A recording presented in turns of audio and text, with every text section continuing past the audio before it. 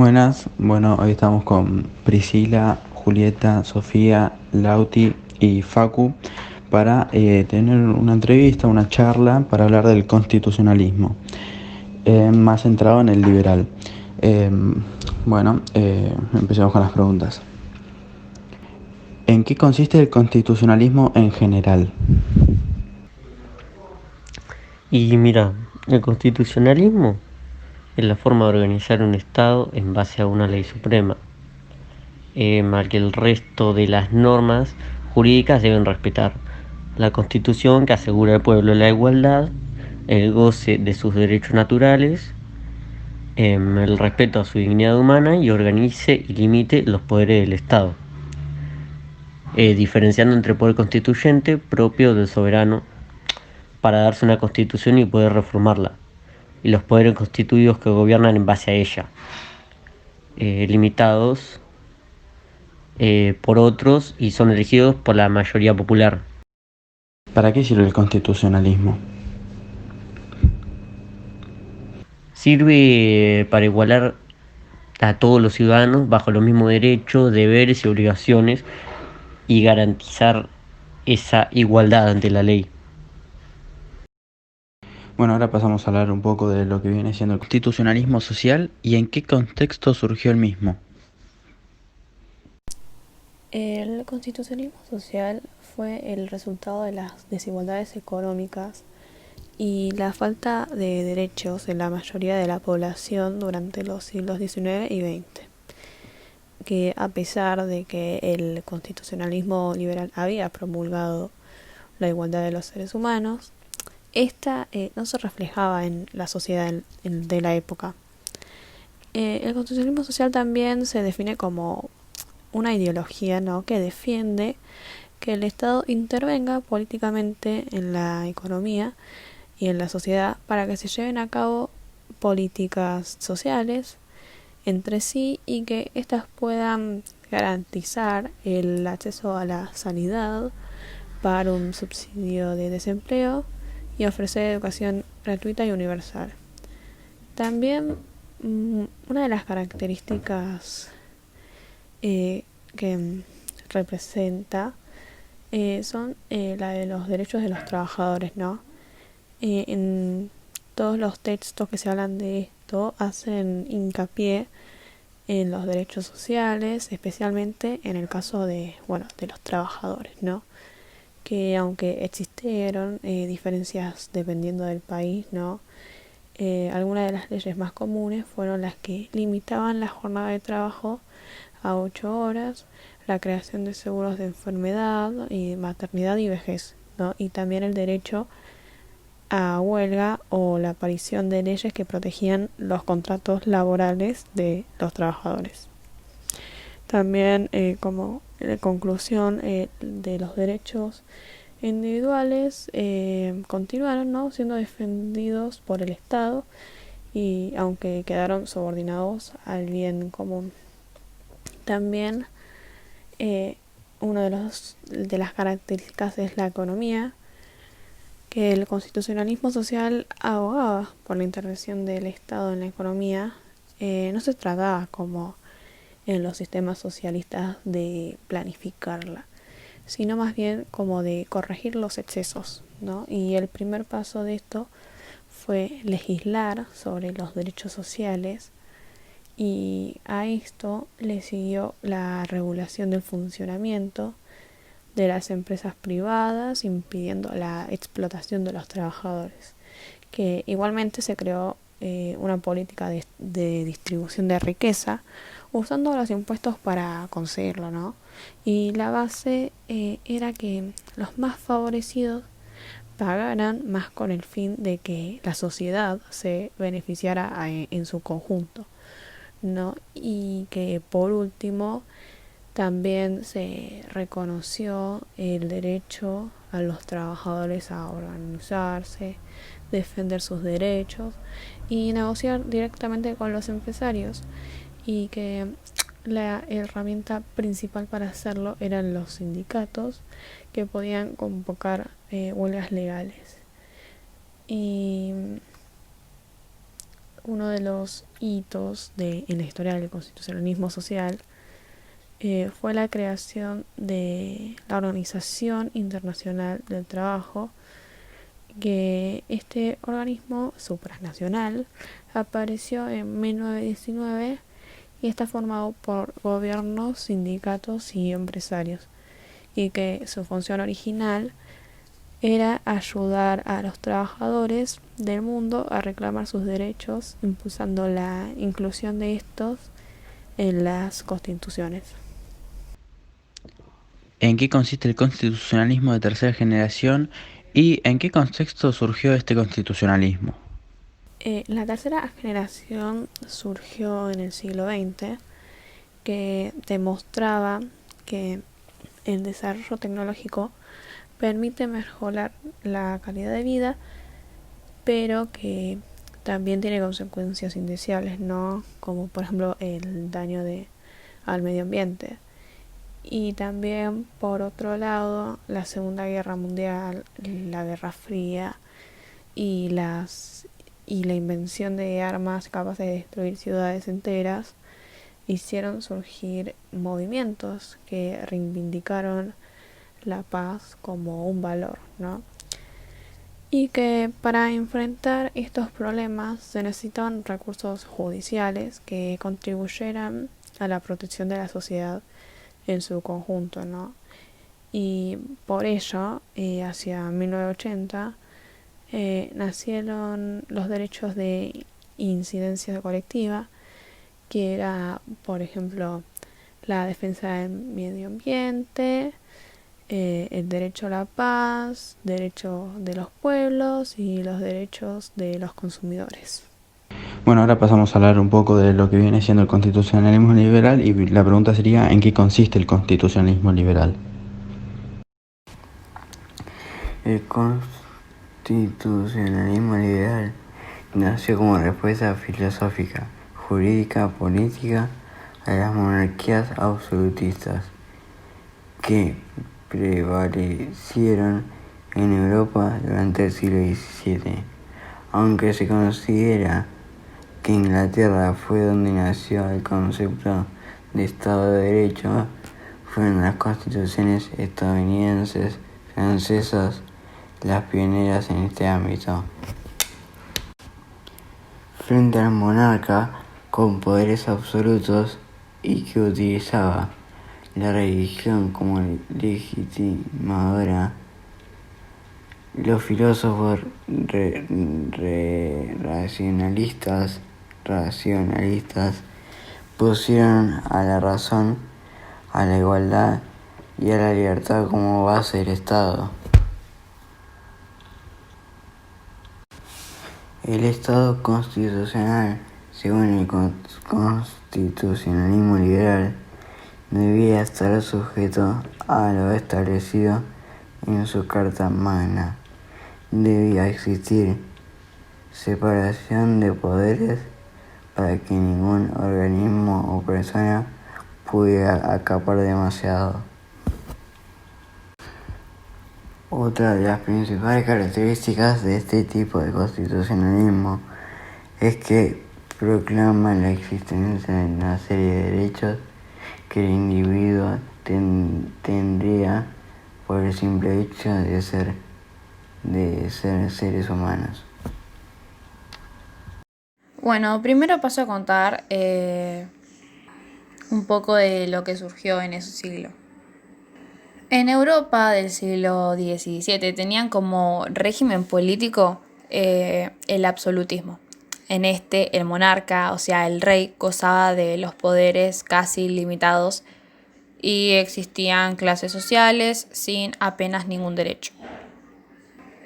En Inglaterra fue donde se empezaron a dar los primeros pasos que conducirían el Estado constitucional. Durante ese mismo siglo hubieron choques entre los reyes y el parlamento que fueron muy frecuentes, llegando estos a provocar 2 guerras civiles. Bueno, el principal motivo de estos dichos enfrentamientos era la intervención del parlamento de limitar el poder del monarca. mientras que el monarca, o sea, el rey, pretendía sostener su posición. Finalmente se elaboraron una serie de proclamaciones de derechos que finalmente comenzaron a poner límites a lo que el rey podía hacer. En Europa continental, esta reacción contra el absolutismo se produjo en el siglo XVIII, mientras que pensadores como Locke y Hegel publicaron obras en las que colocaban a la razón por encima del mandato divino, bajo el que se legitimaban los reyes absolutistas. De igual forma, comenzaron a extender las ideas de igualdad, de libertad, como las de los derechos del hombre. También en la Revolución Francesa y en la Revolución de los Estados Unidos se habían incorporado algunos de estos textos legales a la propia constitución del país. A pesar de que en Francia las consecuencias en la práctica no se acercaron al constitucionalismo liberal, los historiadores consideraban que la idea más importante fue considerar la necesidad de una constitución escrita. Para los legisladores de la época era fundamental que esa Carta Magna, o sea, la Constitución, se plasmara en un documento que dejara claros los derechos de los ciudadanos. Otra de las bases dejadas por la Revolución fue el reconocimiento de la existencia de derechos individuales, inviolables por el Estado. Bueno, dicho esto, voy a hablar un poco de las bases del constitucionalismo liberal. El constitucionalismo liberal y el Estado, que surge a partir del mismo, tienen como base principal la limitación del poder del Estado y el aumento de las libertades individuales. Se trata de, según expertos, de convertir a los súbditos en ciudadanos.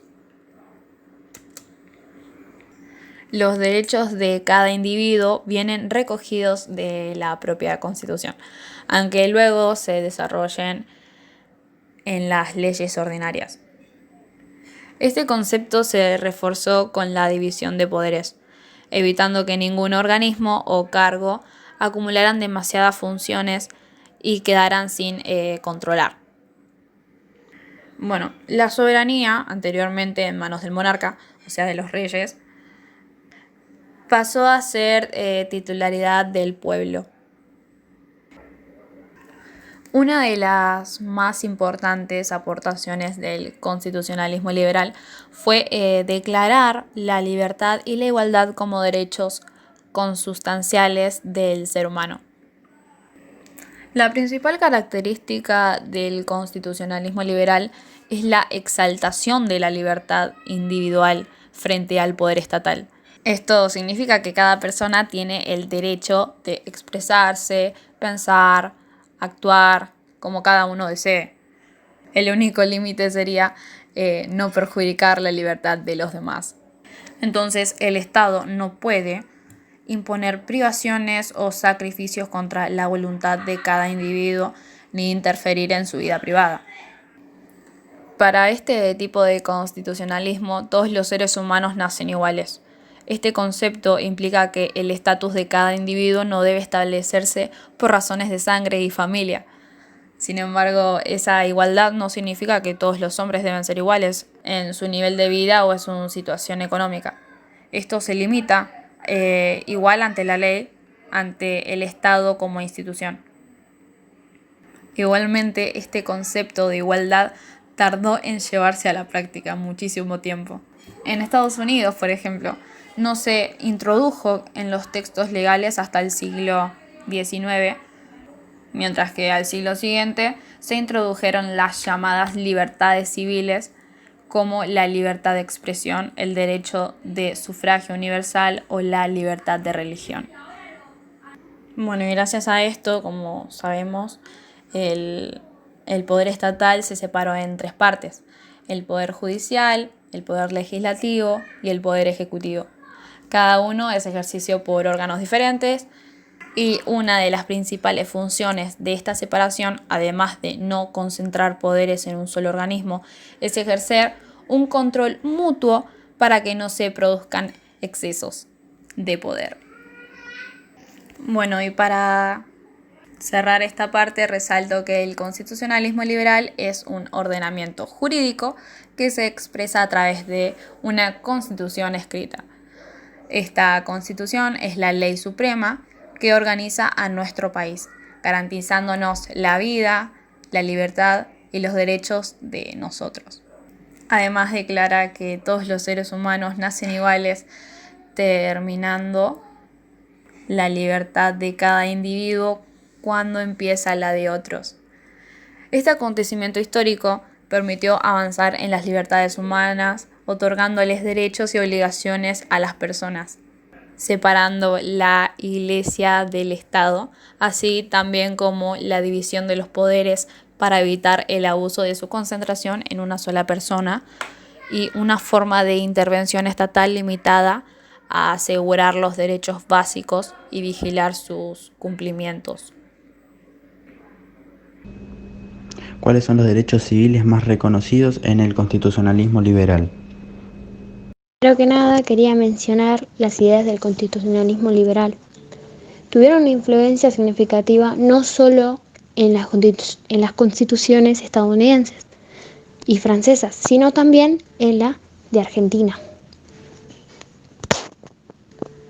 De hecho, gran parte de los derechos civiles reconocidos en varios artículos de nuestra Constitución Nacional actual ya habían sido redactados en este momento. De esto pueden destacarse el artículo 14, que te deja entrar, permanecer, transitar y salir de territorio argentino sin ningún problema. Publicar ideas por la prensa sin censura previa, usar y disponer de la propiedad, asociarse con fines útiles, profesar libremente un culto, enseñar y aprender. Artículo 17. No ser privado de la propiedad. Artículo 18. No ser penado sin un juicio justo. Artículo 19. No hacer lo que nos manda la ley, ni ser privado de lo que ella nos prohíbe.